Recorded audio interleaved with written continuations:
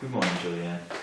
First of all, thank you for the work you have been doing regarding the updating of our current policies and procedures in regards to termination of an employee, whether that be through redundancy or termination. Thank you, Rufus. Yes, I have been going over all of the existing documentation for Coffeyville, and there are definitely some oversights that need addressing sooner rather than later, which is what I have been working on over the past few weeks with regard to termination and dismissal. Although there is some information relating to these situations in the employee handbook and the policies and procedures, such as the performance management policy, grievance policy, and the gross or serious misconduct policy, there is a definite need for a new policy and procedure to be written to target these items specifically to ensure all relevant personnel have the information required when and if one of these scenarios comes to the fore in the workplace. Due to the fact these are very sensitive issues, it is vital that all staff will be involved in this procedure are armed with the correct information to protect the organisation from any future claim of unfair dismissal from a disgruntled employee. With a proper policy and procedure in place, this should reduce the risk exponentially of the organisation being put in this position. It is also very important that the correct recording of these processes is adhered to for future reference and, of course, accurate record-keeping purposes, all of which needs to be done within the guidelines of privacy laws. This new information will need to be included in the existing policies and procedures as separate policies to that which have already been written. You will also have to consider that due to the fact the franchise is termed as a small business, we need to be mindful of the Fair Work Act's Small Business Fair Dismissal Code. I have sent you an email with a relevant link to this information. There are other existing policies that will support the new policy, such as performance management, WHS and anti-discrimination, etc. All of these separate policies may have a part to play when the time comes, dependent on the reason for termination. The Fair Work Best Practices Guide will also prove to be a useful tool when needing to implement these processes. The new policy and procedure will cover things such as unsatisfactory conduct, underperformance and redundancy. I have included all of the steps that need to be taken so that there is no room for any misunderstanding of what needs to take place. I have also included information pertaining to how an employee will be paid out at the end of their employment and some of the things that HR staff will need to be aware of, such as the return of keys or vehicles, changing of codes and passwords, etc. Payout figures need to be in line with the NES requirements, and all relevant entitlements such as accrued leave, superannuation and sick leave must be included in this payout figure. For staff that have taken leave before the due date, that amount will need to be deducted from their final payout figure. The other thing to consider is to adhere to the relevant notice period, dependent on the employee's years of service, if this applies. Although I totally agree with what you were saying, what are your suggestions for commencing the new policy and procedure with the staff? It is very important that the correct method of implementation be utilised when introducing this new documentation to your employees, to ensure they are clearly informed as to why this was necessary, how it will be introduced, and in particular when it will start to take effect. By being open, honest and transparent in the delivery of this information, you should find that staff will work with you. Do you foresee any roadblocks in implementing this new policy and procedure?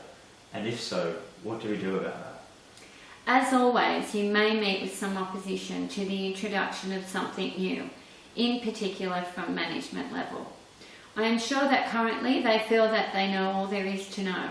However, it is important that we convey to them how relevant it all is to have these things in place to reduce the risk of an unfair dismissal claim before it becomes a reality, and to reduce the stress a situation like this would place on everyone involved.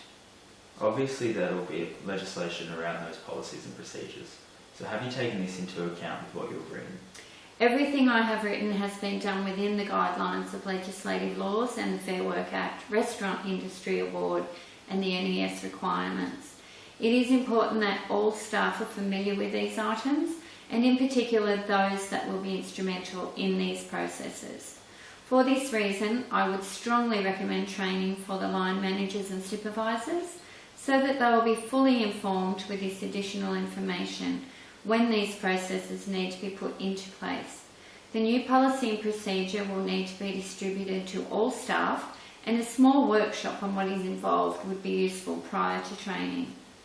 Naturally, it is important to understand that these processes will be put into place when all other steps have been followed, i.e. involuntary dismissal would occur if, after the proper processes have been followed by Coffeyville in managing an employee's performance, they are still failing to meet the targets that have been set and agreed to.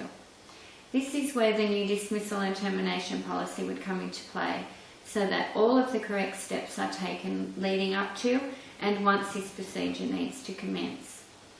I also noticed that there was nothing in the policies and procedures with regard to flexible working hours. This is an area that could become very controversial if an employee decided to exercise their right under the Fair Work Act 2009, which allows for an employee with over 12 months of continued service to make this request. There are a lot of considerations to be made in deciding whether this would be allowable, and the staff need to be aware of those things, both from an employer and an employee level. Do you see the need for any additional documentation to support these policies and procedures for the staff? I feel it would be in our best interest to include a copy of the Fair Work Statement to all new employees at the time of induction, and also to advise the existing staff of this documentation. I would also recommend the use of the Fair Work Ombudsman My Employment Checklist, so that if there is anything they don't have or know at the commencement of their role, they would be able to identify this and request it from the employer. There is a strong focus on staff performance in the existing policies and procedures, which will assist all personnel involved in the termination and dismissal process to ensure all of the required steps have been taken in accordance with the relevant policy. It sounds like you have definitely looked into what will be required. So how long do you think this will take, and at what cost to Coffeyville? I would suggest that we look to introduce this within a 3-month period, which will give us adequate time to get everyone fully trained that will be involved. And I am estimating that by utilising training by both external sources and online training, and even some informal workshops, we'll be looking at approximately $8,000 to fully educate the staff that will need to use this information. That training material from the outside source would then become our property, so that in future we should be able to initiate the training on site through our own resources. I also have a formal breakdown of what those costs include for your information. Moving forward, we will need to look at when the staff will be available for training so that we can get this started as soon as possible. If we can roll out quicker than 3 months, that would be even better, as the sooner the staff are on board with these new developments, the less risk there is of something happening that could prove to be a legal nightmare for Coffeyville. The HR department should be able to work out a training schedule to accommodate these requirements. I will leave you with a copy of my full implementation strategy and the new written policy and procedure and the training program I envisage to assist with the introduction of the documentation. And if you have any questions, please feel free to contact me at any time for further discussion.